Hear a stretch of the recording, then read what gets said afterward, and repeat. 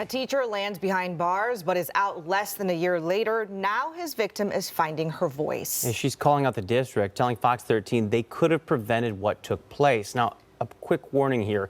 This story deals with sexual abuse and may be difficult for some viewers to hear. No one wants to speak about it, especially something like that. Sharing her story isn't easy. Criminal filings, chock full of details, too graphic for television, describe what took place inside this Federal Way School District building. Then it was called Totem Middle. The victim, we'll call her Sarah, lived a personal hell here for years. He would ask me to touch like his penis and like things like that and like give him oral. It just like spiraled from there. So after that initial reaction, it just kept getting worse and worse and worse. Sarah was just 12 years old when it all began, but the abuse would unfold over the course of 3 school years as she hid her pain from everyone, even her closest friends. It's happened for so many years, like I assumed that it was normal because I've never heard anyone else talk about it or, you know, say like, this is not, like, you shouldn't be doing this. Prior to news of the rape, Glenfield Watkins' social media pages painted the picture of an upstanding citizen, always in a shirt and tie, friends calling him debonair.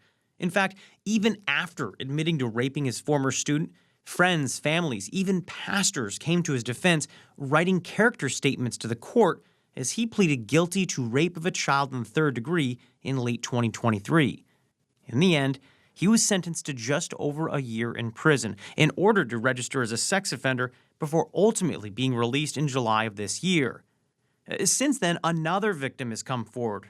In a recently filed tort claim, she described how Watkins grabbed and squeezed her inner thighs and would even sniff and smell her. All this years before Sarah even arrived in school. Now grown up, both women are pursuing civil lawsuits against the district that Cole Douglas, their lawyer, says let this happen. The school district, if they didn't know, they should have known. But in this case, we do know that the district was put on notice when a district or a school administrator walked in on an act taking place. That act, according to Sarah, took place in a closed classroom with shades drawn. She told us she thought she'd been caught. The administrator came in, asked what's wrong. He was silent for a second, looked at both of us, and he said, okay, and he walked out.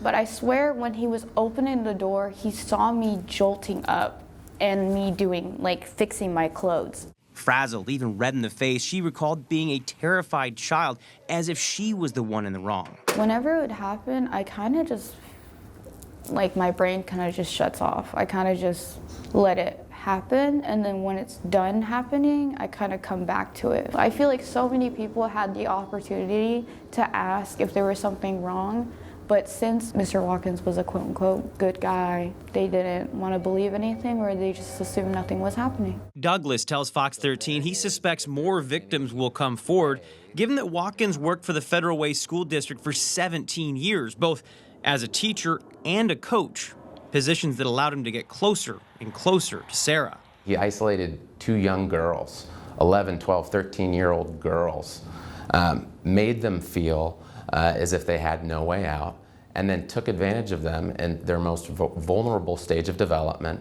and used them as a toy. Schools don't typically comment on pending litigation, but in a statement, Federal Way School District responded to Fox 13 saying, in part, quote, "We hold all our staff to high standards and the highest expectations.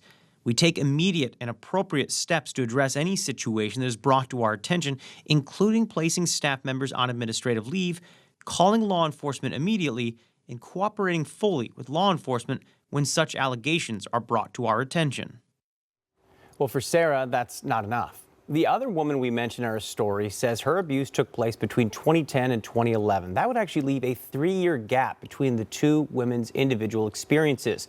Sarah's hope is that by her going public, she can empower other potential victims to share their stories.